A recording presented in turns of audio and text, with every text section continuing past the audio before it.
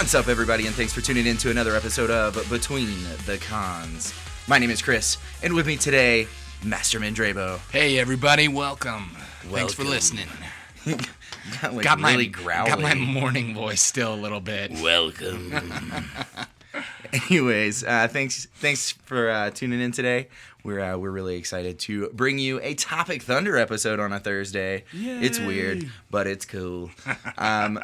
Today we've got a Topic Thunder on to binge or not to binge. That is the question. That's what I hear.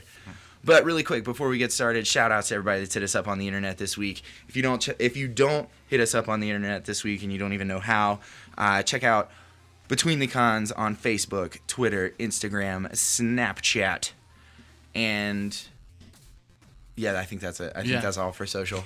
But yeah, we love that. And then if you've left an iTunes review, we appreciate that. Keep doing it. If you haven't done it, do one of them things. But yeah, Topic Thunder, to binge or not to binge. I say we jump right in. Let's go for it, man.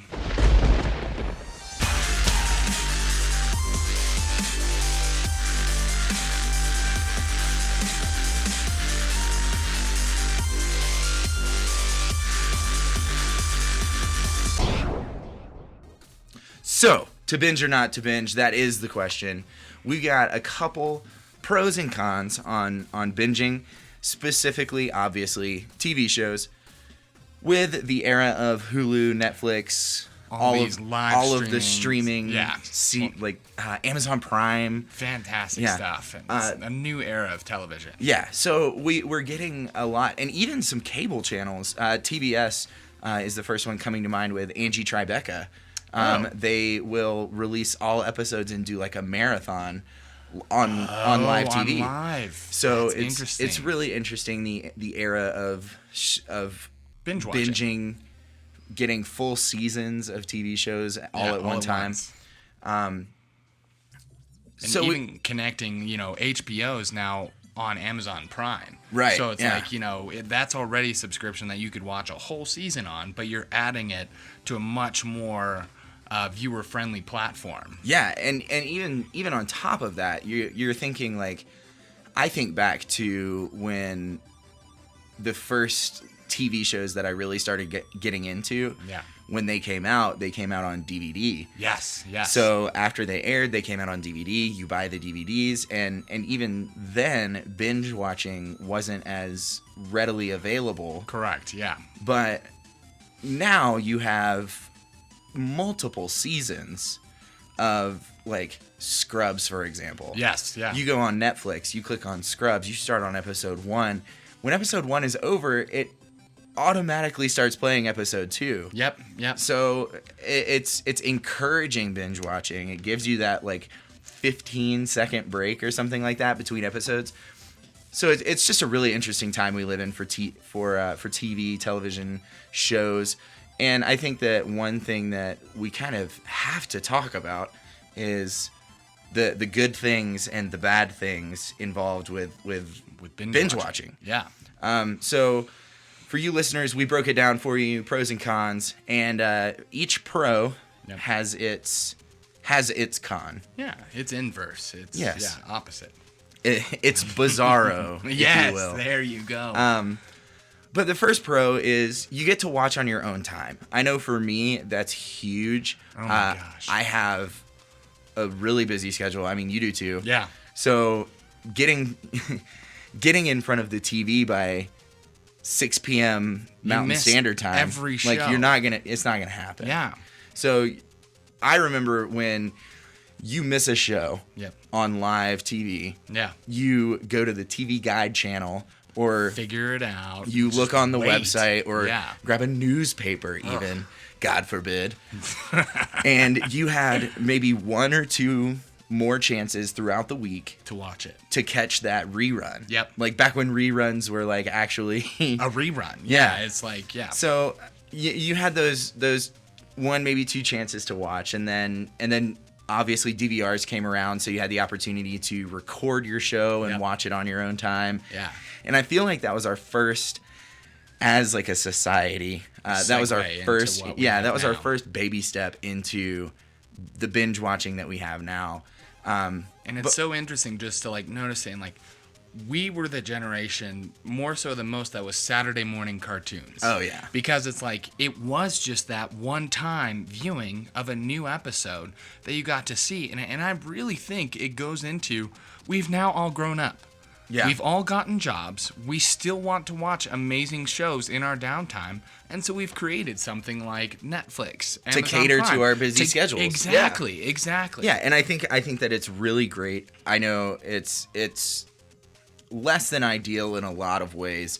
Sure. But being able to have it available when you're free is really, really nice. Kind of inversely of that, kind of jumping straight to the con for this one. It restricts your social interactions around your shows. So unless you're coordinating with friends on when you're going to watch them. But let's be real. It doesn't happen. You skip, you hop to the next one saying, well, we won't tell Chris, but we're going to watch episode 2, and then we'll talk about it later. Yeah. So it really restricts the way you're doing it because, like, for example, if Tori and I were both watching Sherlock Series 4, which we are. And it's amazing. Tori is... I'm all done with it. All done. I'm completely through every bit of it. I have not watched it yet. Yeah. Because I haven't had time. Yep. That being said, I have it readily available. I have the iTunes season pass. I did too. So I haven't had time to sit down and watch a handful of 90-minute episodes. Yep. So what? I don't believe this, Chris. Right. Yeah. So that's a perfect example. Like, I would love to talk to you about Sherlock Series 4 right now. About it now, but we sure can't. But that will be riddled with spoilers. Exactly. And that's a big problem is you see all the time people on Facebook, on Twitter, on any social platform complaining about spoilers. You have to watch the show the night it premieres, or people are going to ruin it. Or stay off of social media. Or stay off. I remember this with Game of Thrones. It was like every time with Game of Thrones when an episode would come out, let's say for whatever reason, had an open house or a showing or something where I can't watch, it's like you just avoid the internet. Yeah. And I remember, like, I'm aging myself here, but the very first episode of Power Rangers. Okay. I remember sitting with my friends, watching it on TV, like the premiere. And it's just saying, like, you know, those kinds of things don't really happen anymore because we're all in our different homes. Like, I remember Lost in college. Yeah. I never went because I was never really interested in Lost.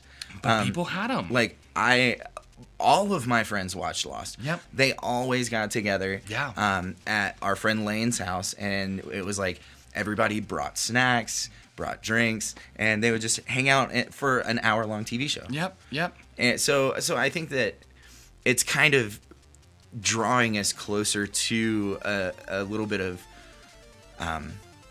social introversion. Yes. When it comes less to communal and more when it comes personal. to watching TV shows, unless you can say, hey, did you watch this entire season? Yeah. Like, did you watch Stranger Things? Yeah. You never hear someone say, did you see episode 3 of Stranger Things? It's absolutely the whole season. And you know. It's all or nothing. Yep. So, positive number 2, cliffhangers between seasons become a non-issue. Absolutely. Or, excuse me, cliffhangers except for between seasons. Correct. Become a non-issue. Yeah. So it's that for me is really great. I love watching like intense dramas. Like Suits is one of my favorite shows. And it's so intense that like every episode ends with a cliffhanger. And just drawn out. And luckily, Suits, like I have such a busy schedule, I can actually keep up with it on like live. So I have all the episodes, and I just kind of watch them as I go. And I usually get like a couple episodes behind. Yeah. So I have that ability as well, but it's that's more like the DVR age than the binge watching because you don't get the full season all at once. And especially with shows that are 30 minutes long, you know what? And when you put it on to a streaming thing, it's actually closer to like 25 minutes or something. So, and you can just say, oh my gosh, that was such an amazing episode. Oh, look, thank goodness my favorite characters will have resolution in 10 seconds. Yeah, you can squeeze another episode in there. And I think that that's great. I personally love that because I do too. I love the shows that do that. Yeah. But it also gives you, because you're you're watching more, you're taking in more information in one sitting. People tend to pick up on themes quicker. Yep.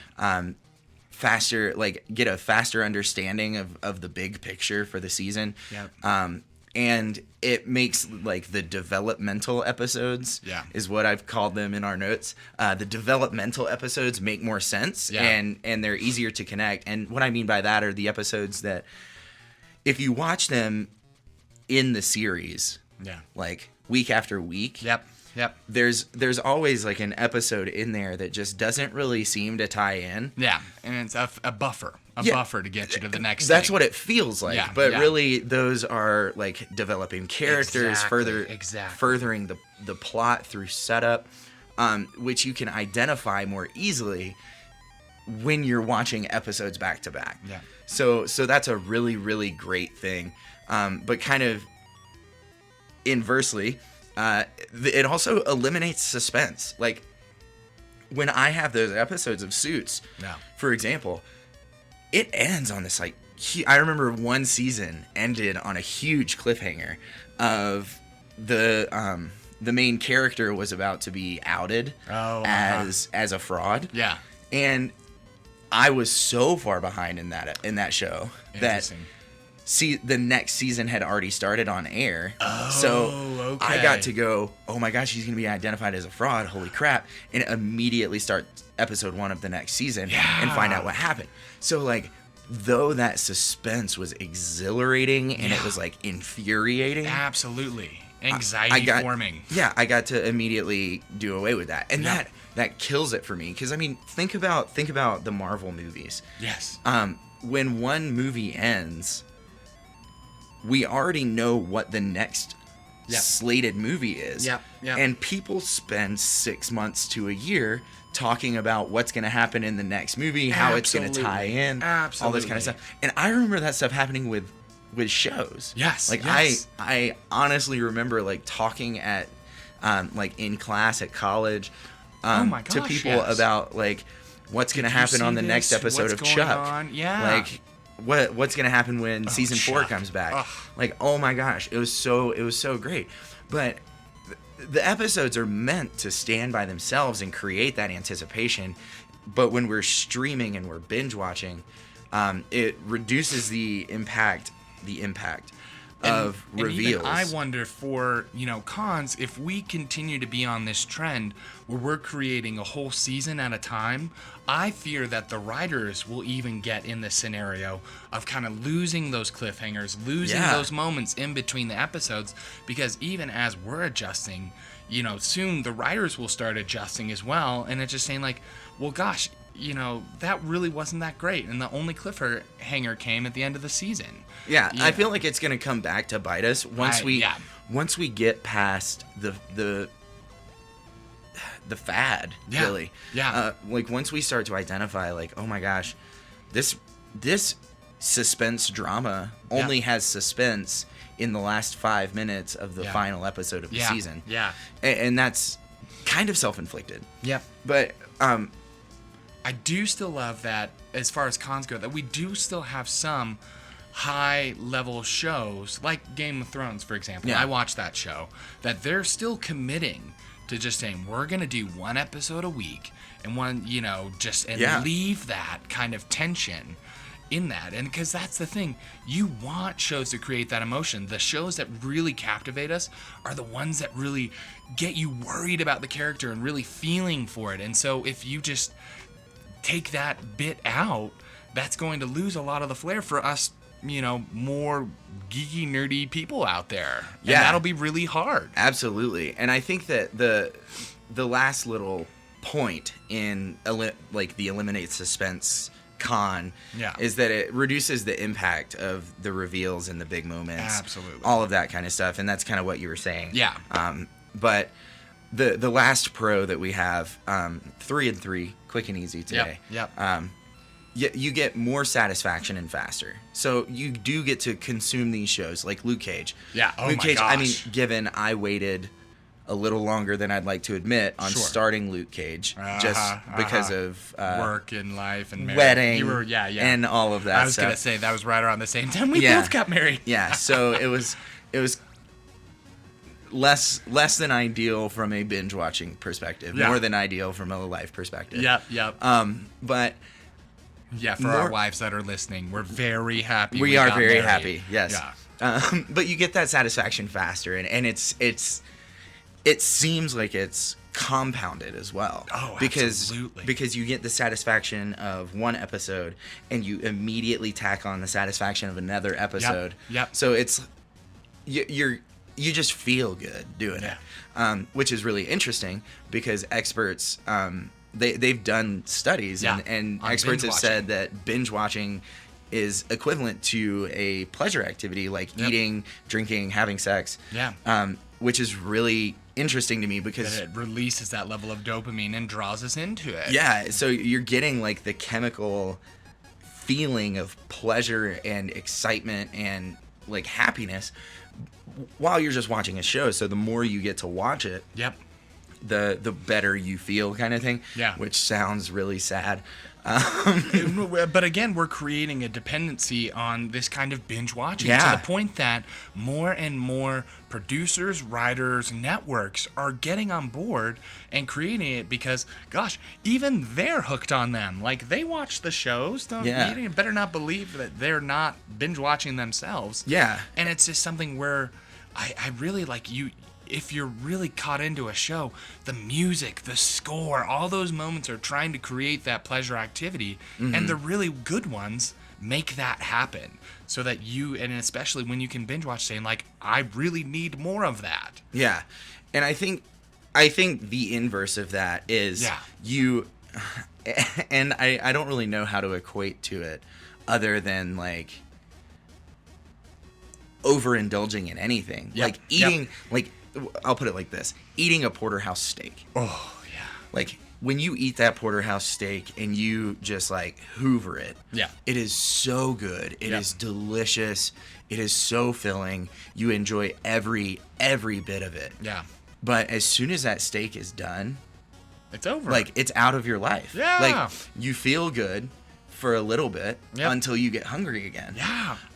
And binge watching creates that same kind of atmosphere, to an extent, where when you binge watch TV shows, you take in the characters, you take in the story Absolutely. so quickly that you're not investing the amount of time into it that the writers, the directors, the producers are hoping that you'll spend in it. Yes. So these characters become more of like temporary hangout buddies than they do lifelong friends. Absolutely. And I wrote in the notes Chris and The Office because I am one of the what I like to think of the very few that stuck with The Office from its pilot all the way through And just kept the watching very on TV. end. Even when the TV show did not do very well and the writer's strike happened and and Steve Carell left the show and Andy Bernard took over and it wasn't as great as a lot of people thought it should be. I stuck with it. I loved it. Every episode. There's something for me to love. But I watched it in its entirety on air week to week. I never got behind. You were a faithful I never watcher. got too far behind. I was never binging Easily more than caught like up. one or two, like more than 2 weeks worth of episodes. So when I look back at The Office, like Michael Ann and I just watched through the entire Office and we binged it. Because she wanted to watch it, so we would watch 4 or 5 episodes a night because they're quick 21-minute episodes. So we would watch 4 or 5 episodes a night, and for me, I am like loving it because I'm hanging out with all my old friends again. Absolutely. But I've Whom grown. you have a lifelong relationship with. Yeah, I've grown so strong of a connection with Michael Scott, with Jim Halpert, with Dwight Schrute, with Andy Bernard. That it's weird for me to think that we have people that have never seen The Office the way that I've seen The Office. Yeah. And that we have had people that, like, the first season is 6 episodes. Yeah. So that's like a night. You get through it so quickly. It's 2 hours. Yeah. So, like, people can binge the first season, like, in a night after work and start the second season. One, where that was a year of your life. Yeah. So it's crazy for me, but it makes it that much more amazing for me that I watched it that way. And Chuck is very much the same way. The first 2 seasons of Chuck I missed while they aired, but I did start watching the show on air later in its life. So I have very much the same thing there, and I've introduced so many people to Chuck because it's like, these are my friends, and on top of that, I connect a little too much with the characters of Chuck. Sure. But it's that kind of thing that you're missing out on. Yeah. And when you're binge watching shows. And it's funny enough, I have a similar example. I've been watching Doctor Who since David Tennant. So it's like, so I caught on a little late to the new series even. Like, you know, I think I was there were 2 seasons in. But then I'm like, oh my gosh, this show is amazing. And so then just watched it episode by episode. And, you know, just really got hooked to the point where, like, every season I will have the iTunes season pass now. Yeah. And, like, you know, so I've even developed into a little bit of a different habit as they've kind of leaned more towards that. But my younger sister, whom also is a huge Doctor Who fan, she went through and, like, you know, we're maybe season 5 in where we're at Matt Smith, and she's catching up by watching 1, 2, 3, 4 at a time, you know, and just like doing that whole bit. And it's just saying, like, we can easily tell where it's saying, like, these are my friends that I could talk thoroughly about, and she really enjoys the show, but it's now like she doesn't have that deeper connection. And it's like, we can still talk about it, but it's just saying, like, yeah, by the time you watch them, I may be on my 3rd viewing of these friends. Sure. Like, you know, yeah. Yeah, and I think that all in all, just kind of summarizing. Sure. Binge watching is not inherently bad. Correct. It's not inherently good. I don't really say there's one better than the other. Yeah. Me personally, I do both. Yeah. I binge watch, but then there are also my shows that I watch as they come out. Absolutely. And there are shows that I have binge watched the first season or 2 seasons and then watched them as they come out. Yeah. Like White Collar's another good example of that. I watched the first 2 seasons on Netflix. I watched season 3 through 5 as they were released. So it's the kind of thing where I don't think that one way or the other is inherently evil or negative or anything. I think it's just one of those things where you have to kind of acknowledge what you're doing. Yeah. Where if you are binge watching every show, are you really enjoying it for the show? Yeah. But at the same time, I think that with the era of binge watching, it's creating an atmosphere. Like, looking at Netflix specifically. Yeah. It's creating an atmosphere of television where the content has to be so perfect. Yes. Because people are watching 3, 4, 5 It's hours at a time. Yeah. So it has to be perfect content. And if you go on Netflix and look through, there's a section on Netflix that you can look at just Netflix originals. And they have like 4, 4.5, 5-star ratings across the board. Yep. Because they have to. Yeah. Because you can't just say, well, episode 2 was really great. Yeah. Episode 3 was pretty good too. But episode 4 was like, it was kind of flat. And then episode 5 was great. Episode 6 was terrible. Like, you can't do that. Yep. Because people are consuming it all at once. And if you hit them with an hour-long bad episode, they probably won't watch the next one. They're like, out. They're done. It really, it's, you know, going back to just that kind of deep need that these shows are creating, but it's also, it's an amazing thing where as Netflix opens up, you know, just these shows on their their setup that it's saying like you have a whole new generation of people that can catch up and just, be fans. Yeah. So it's like it's an amazing thing where as they produce Chuck, for example, sadly they are not producing new episodes. Yeah. But it was something where people could easily watch a couple of seasons and then have that connection with people and be getting caught up. Absolutely. And it's, so it's the people that really protect those shows. Like Netflix has really grabbed a ton of those shows, and Amazon Prime is trying to catch up. But it's just saying like Netflix grabbed so many, like you said, Scrubs. Well, like, even shows that have been canceled. Yes. Arrested Development, The Killing, Firefly. Yeah. Well, not yet. Well, not yeah. Well, it's on Netflix. Is what I'm saying. Well, I'm saying like they've picked up shows and concluded them. Oh, okay. I see what you're saying. Yep. They have shows that have fallen off the air due to the viewing or like the viewers numbers dropping or anything like that. But there's such a huge fan following. Yeah. And there's the opportunity for that fan following to go like, if we didn't have the most like the Netflix season of Arrested Development, and I was like, Tori, you have to watch Arrested Development. It's all on Netflix. Catch up. You have that opportunity for people to get to a point where they're like, oh my gosh, this is astounding. We need another season of this. And if you're listening, we would still love for that to happen with Firefly. Yeah. Brown coats forever. But like Community, the same thing happened with Community, and it was what was it? It was Yahoo, I think, picked him up. I think so. But it's like that kind of thing happening is what creates such an amazing atmosphere of binge watching. Yep. But like we've discussed, it has its cons too. Sure. And it really just kind of opens the floor for a lot of discussion. Absolutely. Which is the coolest part. But that's also the call to action. So, binge watch or not to binge watch? That is the question. Yep. What do you guys do? What do you guys think? Hit us up on Facebook. Let us know. Twitter, Instagram, comment on whatever. Let us know. What are your thoughts? What do you prefer?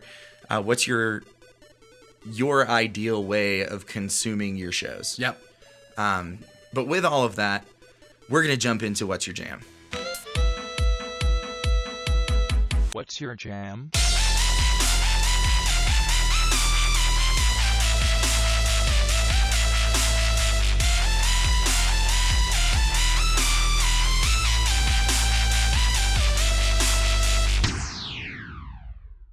Hey, Tori. Hey there. What's your jam? My jam. My wife and I just bought the most adorable Bernese mountain dog, and his name is Scout. And Scout. And he is the cutest thing ever. And so he's 11 weeks old, and I'm already talking to him like he's a baby. And I kind of thought I would never really do that and be that person that connected with my pet, but it's like, oh, you are an adorable little boy. As long as you recognize there's a difference between a puppy and a child, I think you're fine. I fully look forward to the time where there might be a real child in our world. But as of right now, this dog has fully taken over my heart. Partially taken over. My wife still has a very large part in that heart. But it's just saying that has been my jam, and training this awful puppy to be a good dog. How much does he weigh right now? At 11 weeks? Yeah, at 11 weeks, he weighs 24 pounds. Good. That is bigger than most dogs we interact with that are full grown. And it's just saying, like, he will be over 100 pounds. And easily. So, if I don't train him right now, he will be the worst. He will be the worst beast of a mountain dog that you could ever see. And so it's like, it has been my mission that has taken over larger hours than I would like to admit to make sure that he is a good dog. So, Chris. Yes? What's your jam? So my jam, I for years, probably like almost 10 years, have used these things called Gunner optics. They're glasses. They are computer glasses. They're yellow tinted. They have this reflective coating. I love them. I had the first pair I bought. They're called the Anime. That's like the style name. Yeah. And they're really cool. I was kind of skeptical at first, but they were a little on the cheap side. And at the time, I was spending a lot of time in front of the computer for work and for personal reasons. And I was in school, so I was writing a lot of papers. So I got them to see how they held up. Yep. The goal behind them is the way that they're shaped, the way that they kind of function, is they keep moisture basically like by creating an environment, like a little micro environment between your eye and the lens. Lenses. So it reduces the amount of like blinks that you have to make and Funny. and all of this stuff. And they're yellow tinted, so they cut down on like the white contrast of your computer screen. And then they have this non-reflective coatings that pulls the glare away from the computer screen and all this stuff. So I got them. I was really skeptical, but they were a little on the cheap side. Yep. I think they were pretty new as a company. Yeah. But it was the best decision I ever made. Yeah. I had a really bad problem, especially in college, of writing papers and just getting the worst headaches and putting it off and then going back to it like last minute and having to grind out a paper because sitting in front of the computer was such a problem for me in terms of headaches. So I got Gunners, and I love them. And my animes have done me well. Yep. And I still use them, but they're getting a little not stretched out. They have spring hinges. Yeah. And they're just kind of like they're losing their spark. They're losing their spark. They're not staying as tightly on my head. Like if I look straight down, they fall off. So I got some new ones, and they're called the Enigma. And they look amazing, Chris. Yeah, I'm wearing them right now. But they're the smoke frames, so they're like a clear-ish gray. They're a lot bigger, which is nice. Yeah. But not too big that I look like a fool. But I love them. If anyone's out there that is on the computer all the time, or is in like professional or amateur professional gaming, or if you're in front of a screen for long periods of time, I strongly suggest them. They cut down headaches, eye strain, all this kind of stuff. There's a video on their website, which is just gunnars.com, gunnars.com. Check it out. It's super interesting. It's super cool, and they're wildly helpful. Love that. But yeah, that's my jam. My new glasses. Nerd. Yeah, but they look good. Thanks, bruh. But yeah, that's it. That's it for the show. We made it all the way through. Thank you guys for tuning in. If you are interested in sponsoring the show, check out our Patreon, betweenthecons.com/Patreon or patreon.com/betweenthecons. It's kind of like Kickstarter, but monthly. And if 1/20th of our listeners, 1 out of every 20 listeners, gave $1 a month, $12 a year, we would be fully funded in our expenses. It would be amazing. Yeah, so we wouldn't have to pay for our website, our hosting, or anything like that. And that might include better prizes then. Yes. For all of you listeners. And we will start doing more of those soon. Check out Satchel Podcast Player. It's really interesting. You can tweet in the app without having to actually switch over to Twitter.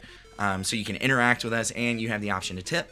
And on Amazon, we are an affiliate, so check out the search bar at the bottom of our website, betweenthecons.com, and search from there. You pay the same price. We just get a little kickback.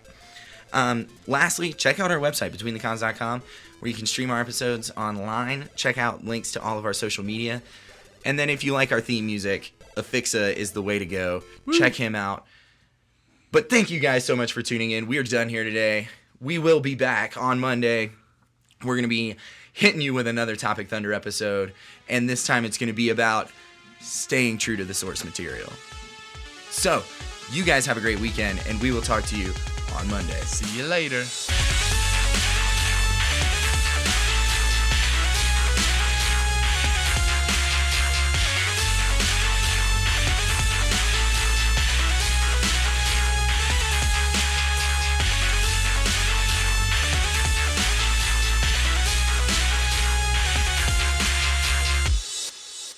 Hello, it's you.